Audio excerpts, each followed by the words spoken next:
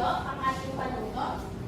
Bilang isang mamamayan, sumulat ng iyong sariling mga pamamaraan upang makatulong sa bayan sa pamamagitan ng pagtunan sa mga itinutulong bahagi ng silid. Siguraduhin na ang bawat sagot ay magpapakita ng malinaw at konkretong ambag na makakabuti sa lipunan. Ayan. Sa bawat bahagi na tinuturo ng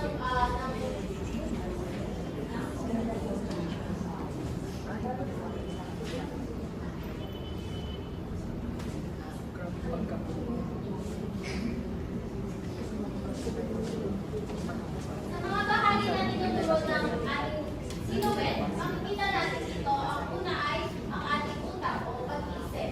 Dito naman, pwede tayong maglagay ng mga pananaw o paraan ng pag-iisip na dapat naglayin ng isang mamamayan na sa tingin natin ay makakabuti sa ating bayan. Sa pangalawa naman, ito ay nakatapat sa puso.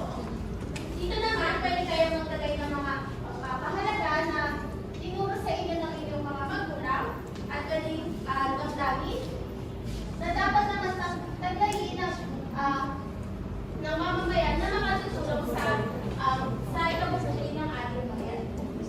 Para naman sa ikatlo, kung saan nakatapat dito sa kamay,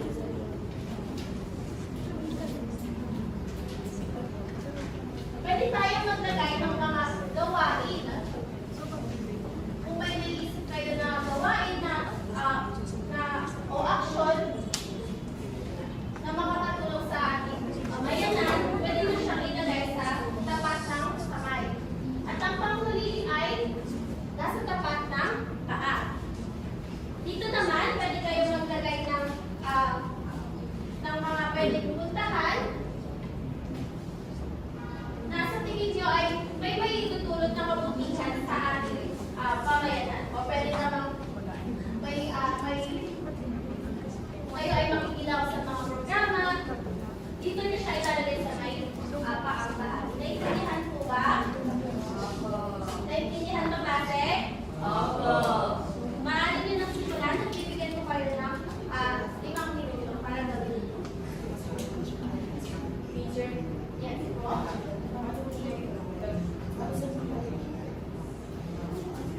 Ganito ang paglalagay ng text. Kung nakikita nyo ang cursor ni teacher, ayan.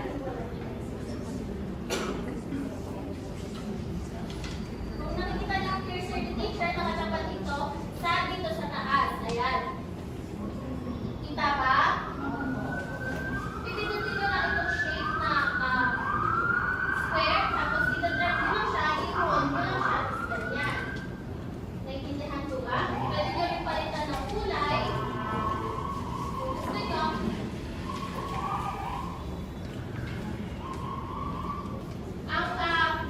Bago natin sagutin ang mga tanong, ilagay muna natin kung ano yung pangalan natin sa taas ng box.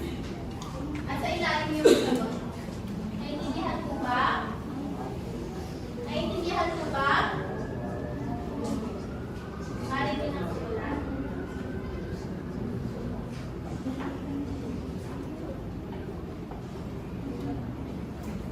Pag may katanungan, pwedeng magtaas ng kamay para si teacher ay lalapit sa inyo.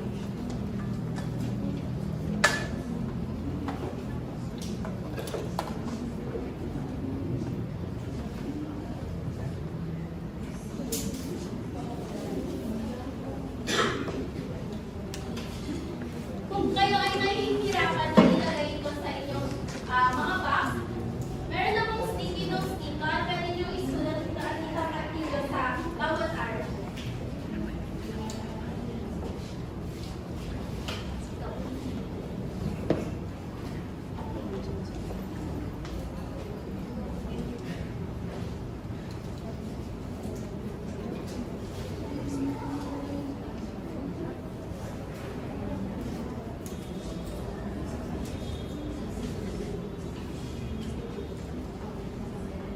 Tatlong minuto.